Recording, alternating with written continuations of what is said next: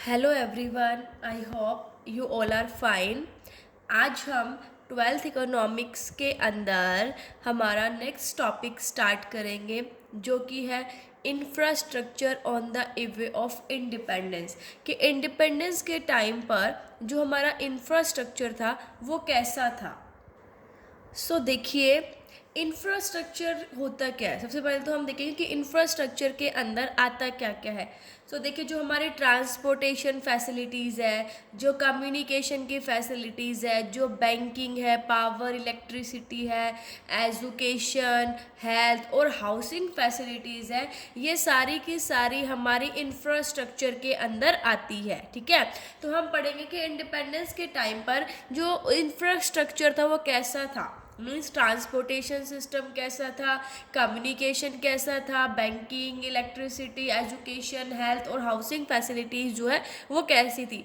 देखिए, only infrastructure shows some positive changes at the time of British Raj, but these changes are not for the development of Indian economy। देखो, infrastructure के अंदर जब Britishers का राज था तो उस टाइम पर क्या था कि कुछ पॉजिटिव चेंजेस आए थे। ठीक है, लेकिन जो ये पॉजिटिव चेंजेस आए ये हमारी जो इंडियन इकोनॉमी है ना उनके डेवलपमेंट के लिए नहीं किए गए, बल्कि ब्रिटिशर्स ने अपने लिए यूज़ किया इन्हें। जो भी पॉजिटिव चेंजेस आए उन चेंजेस को इंडियन इकोनॉमी के डेवलपमेंट के लिए बिल्कुल भी यूज़ नहीं किया गया। वही हम इसके अंदर स्टडी करेंगे कि इंडिपेंडेंस के टाइम पर जो इंडिया का इंफ्रास्ट्रक्चर है उसकी क्या पोजीशन थी। तो देखिए, development of railways to transport goods of British industries. अब ब्रिटिशर्स को क्या करना था, अपने गुड्स का ट्रांसपोर्टेशन करना था, तो उसके लिए उन्होंने क्या किया, रेलवेज को डेवलप किया। खुद के लिए ही किया, क्योंकि उन्होंने अपने ब्रिटिशर्स जो प्रोडक्ट्स है उनको एक जगह से दूसरी जगह पर पहुंचाने के लिए रेलवेज का डेवलपमेंट किया। Development of roads to transport raw material from different areas of India to sea ports. अब देखिए, उन्होंने रोड्स को भी बनवाया, रोड्स का भी डेवलपमेंट किया। क्यों? क्योंकि जो रॉ मटेरियल है इंडिया के अंदर वो अलग अलग एरिया में होता है। ठीक है, अलग अलग एरिया जो है वो हर अलग अलग चीज़ के लिए पॉपुलर है। तो सी पोर्ट्स तक, ठीक है, अब सी पोर्ट्स तक ले जाने के लिए उन्होंने क्या किया, जो रोड्स है उसको डेवलप किया, मतलब ताकि जो रॉ मटेरियल है वो सी पोर्ट्स तक पहुंचाया जा सके। वहाँ उस चीज़ के लिए उन्होंने क्या किया, रोड्स का डेवलपमेंट किया। ठीक है, सी पोर्ट समझते ना, जहाँ पे समुद्र चलते, समुद्र के रास्ते से जो चीज़ें हैं वो पहुँचाई जाती है। तो सी पोर्ट्स तक ले जाने के लिए उन्होंने क्या चाहिए, रोड्स का डेवलपमेंट होना चाहिए। ठीक है, तो रोड्स का डेवलपमेंट उन्होंने किस लिए किया, ताकि अलग अलग एरिया से रॉ मटेरियल जो है वो सी पोर्ट तक पहुँचाया जा सके। अब sea ports are developed to export raw material from India to Britain. देखिए कि रॉ मटेरियल को, जो रॉ मटेरियल था उसको इंडिया से ब्रिटेन में क्या करने के लिए, एक्सपोर्ट करने के लिए सी पोर्ट्स, जो बंदरगाह थी, उनको डेवलप किया गया, ताकि जो इंडिया से रॉ मटेरियल इजीली लेकर ब्रिटेन में क्या किया जा सके, उनको एक्सपोर्ट किया जा सके, उनको इजीली वहाँ पर पहुँचाया जा सके।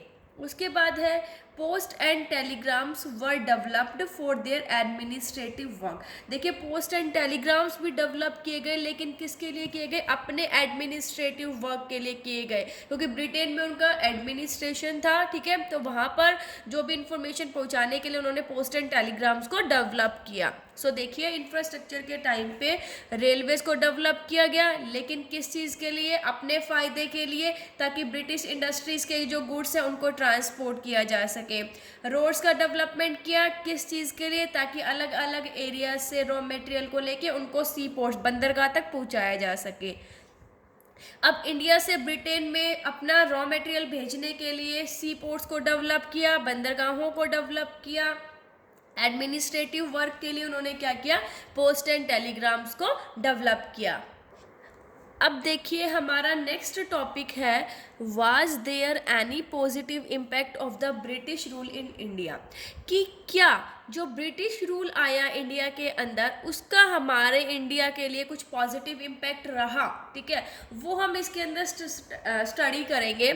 देखिए, ये कहते हैं कि certainly not if the impact of the British rule is studied with reference to motive of the British government in India. कि अगर हम ब्रिटिश गवर्नमेंट के मोटिव से देखें ना, तो हम बिल्कुल कहेंगे कि बिल्कुल भी ब्रिटिशर्स जो थे उनका कोई पॉजिटिव इम्पैक्ट नहीं था। अगर हम किस मोटिव से देख रहे हैं, क्योंकि उनका मोटिव क्या था कि इंडियन इकोनॉमी का कॉलोनियल एक्सप्लॉयटेशन, ठीक है, हमारे इंडियन इकोनॉमी को एक्सप्लॉइट करना था। लेकिन however the means to achieve this and yielded some positive side effects। देखिए क्या हुआ, लेकिन इनको अचीव करने के लिए उन कुछ क्या हुआ कि पॉजिटिव इफेक्ट जो है निकल कर आए। मतलब देखो, अगर मोटिव के पर्पज से देखें, अगर कि ब्रिटिशर्स जो हमारे इंडिया के अंदर थे, उनका जो मेन मकसद हमारे इंडिया का डेवलपमेंट नहीं था, ठीक है, उनका तो मेन मकसद क्या था कि हमारे इंडियन इकोनॉमी को एक्सप्लॉइट करना। लेकिन फिर भी उससे क्या हुआ, कुछ पॉजिटिव रिजल्ट्स निकल कर आए, चाहे उन्होंने अपने फ़ायदे के लिए यूज़ किए, लेकिन उससे कुछ पॉजिटिव जो इम्पैक्ट है हमारे इंडियन इकोनॉमी के लिए वो रहे, ठीक है। सो देखिए, फर्स्ट है commercial outlook of the farmers. अब जो फार्मर्स है वो उनको कमर्शियल आउटलुक हुआ, देखो कैसे, forced commercialisation of agriculture under the British rule expose the subsistence farmers to uncertainties of the market. अब वो क्या करते थे, जो ब्रिटिशर्स थे वो फोर्स्ड कमर्शियलाइजेशन करते थे। मतलब उन्होंने क्या किया था कि ऐसी फसल उगाना स्टार्ट किया था जिससे कि ब्रिटिश इंडस्ट्रीज़ को कच्चा माल मिल सके, जैसे इंडिगो था, है ना, नील की खेती जो थी उन्होंने करवाई। तो इससे क्या हुआ कि जो हमारे जो फार्मर्स थे, ठीक है, उनको भी प्रोडक्शन डिसीजन लेने में क्या हुआ, वो चीज़ उन्हें समझ में आने लगी कि मतलब उनको उन प्रोडक्ट्स के मार्केट प्राइस समझ में आने लगे कि इनकी जो है वो काफ़ी वैल्यू है, ठीक है। तो मतलब जो फार्मर्स है ना, जो सिर्फ अपने किसके लिए फसल उगाते थे, सिर्फ और सिर्फ अपने खाने के लिए, मतलब जिनसे उनकी जीविका चल सके, है ना, जैसे वीट, राइस ये उगाते थे। लेकिन जब ब्रिटिशर्स ने उनको फोर्स किया, उनका मतलब क्या हो कि आप ऐसी फसल उगाइए जिनसे फ़ायदा हो, किसको फ़ायदा, ब्रिटिशर्स को, ऐसा किया। तो अब हमारे जो फार्मर्स थे उनको भी समझ में आने लग गया कि हम वो ऐसी फसल उगाकर जो मार्केट में से पैसा कमा सकते हैं। तो मतलब कमर्शियल आउटलुक हुआ फार्मर का उससे। नेक्स्ट है न्यू अपॉर्चुनिटीज़ ऑफ एम्प्लॉयमेंट। इससे क्या हुआ, एम्प्लॉयमेंट की नई नई अपॉर्चुनिटीज़ आई, क्योंकि रेलवे और रोडवे जब स्प्रेड अप हुआ तो उससे इकोनॉमिक और सोशल ग्रोथ की नई अपॉर्चुनिटीज़ काफ़ी निकल कर आई। फिर अब फेमिन्स पर भी काफ़ी कंट्रोल हुआ, ठीक है। तो देखिए भाई, फेमिन्स की जगह पे भूखमरी रहती है, ठीक है, जहाँ पर जो लोग हैं वो भूख के कारण मर जाते हैं। तो अब ट्रांसपोर्ट फैसिलिटीज़ आई, तो जहाँ पर जो भूखमरी की सिचुएशन ज़्यादा थी, जहाँ पर लोग बहुत गरीब थे, वहाँ पर इजीली जो है वो खाने की चीज़ें जो है उन तक पहुँचाई जा सकती थी, ठीक है। तो इससे क्या हुआ कि फेमिन्स पर भी काफ़ी कंट्रोल आया। क्यों आया, क्योंकि ब्रिटिशर्स के टाइम पे जो ट्रांसपोर्ट फैसिलिटीज़ है वो काफ़ी डेवलप हुई, जिससे कि फेमिन्स पर कंट्रोल किया गया। नेक्स्ट है मॉनेटरी सिस्टम ऑफ एक्सचेंज। देखिए पहले क्या था, बार्टर सिस्टम था, गुड्स के बदले में गुड्स एक्सचेंज किए जाते थे, ठीक है। लेकिन क्या हुआ, जब मॉनेटरी सिस्टम आया तो उससे डिवीजन ऑफ लेबर हुआ, स्पेशलाइजेशन हुआ, और हम कह सकते हैं लार्ज स्केल प्रोडक्शन होने लगा, ठीक है। तो अब क्या हुआ कि बार्टर सिस्टम से मॉनेटरी सिस्टम भी डेवलप हुआ। फिर एडमिनिस्ट्रेटिव का भी एफिशिएंट सिस्टम निकल कर आया, क्योंकि जो ब्रिटिश गवर्नमेंट थी उन्होंने एडमिनिस्ट्रेशन का इंडिया के अंदर एक अच्छा, मतलब हम कह सकते हैं कि एक लीगेसी छोड़कर गए वो, ठीक है, जिससे कि हमारे जो अगले जो प्लानर्स थे, जो पॉलिटिशियंस थे, उनको एक रेडी रेफरेंस जो है वो मिल गया, ठीक है। मतलब ये था कि जब वो छोड़कर गए, जब ब्रिटिशर्स गए, तो उसके बाद जो है क्या पॉजिटिव इम्पैक्ट्स है, मतलब वो जो चीज़ें छोड़कर गए, वो जो चीज़ डेवलप करके गए, उनमें से ही हमारे इंडिया के लिए क्या हो गया, कुछ चीज़ें, कुछ पॉजिटिव इम्पैक्ट्स जो है वो निकल कर आ गए, ठीक है।